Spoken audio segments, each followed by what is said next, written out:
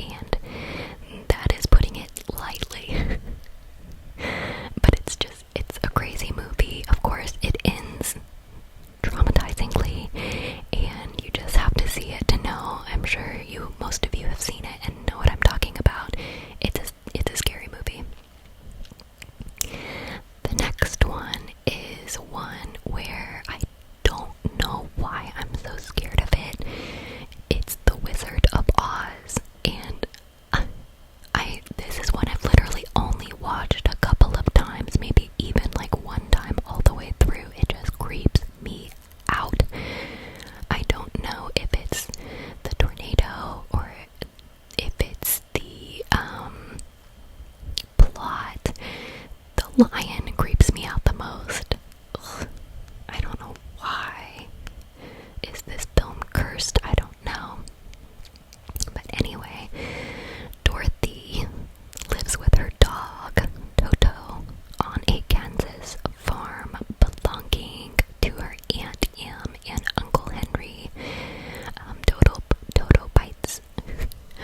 Toto bites a neighbor on the leg, leading to a sheriff's order to have him euthanized, and Dorothy decides to run away to save her dog. Not far from the farm, she runs into a fortune teller who uses his crystal ball to make Dorothy believe that Aunt Em is heartbroken. Dorothy rushes home as a tornado approaches, and her aunt and uncle take shelter in the storm cellar.